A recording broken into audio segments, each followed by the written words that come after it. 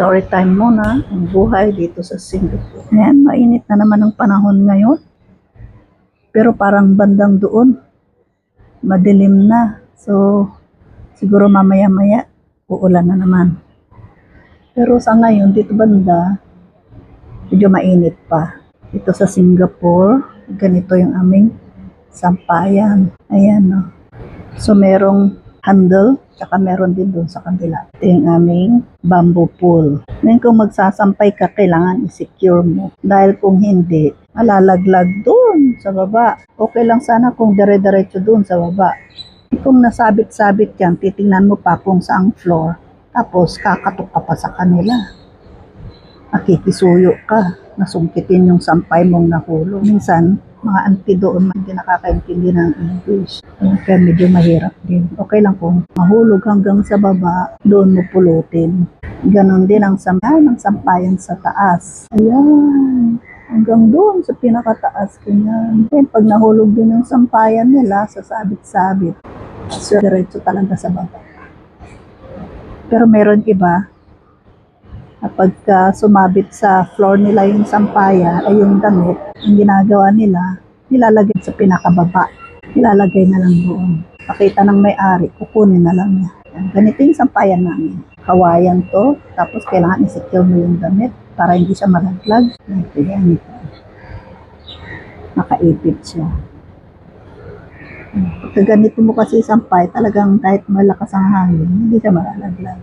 Minsan nahulugan na rin kami. Yung anak ko yung kumuha. Ayan.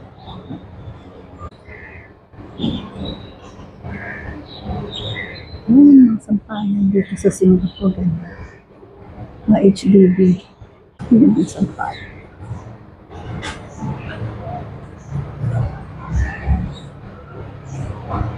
May ating kapitbahay.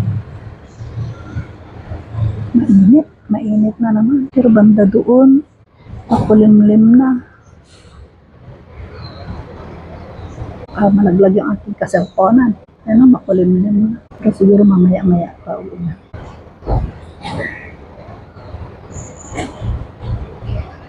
Patong. Ipapatong dyan. Papatong. Papatong dito.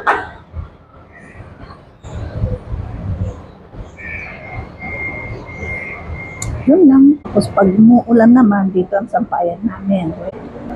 Ayan. Pag umuulan, dito naman ang sampayan namin. Tapos doon sa labas.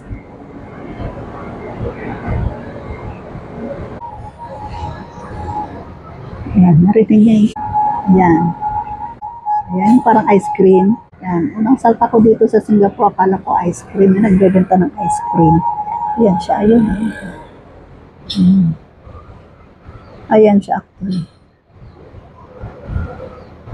Pero akala ko nung una, nagbebenta ng ice cream kasi narinig ko yung sounds. Yun pala, sila yung mga bumibili ng mga appliances, yung mga sira na pinibili nila. Cartoon, magazines, yan, per kilo. Karangguni tawag nila. Karangguni. Lasin, kulimlim na. Mamaya, magtanggal na tayo ng sampay.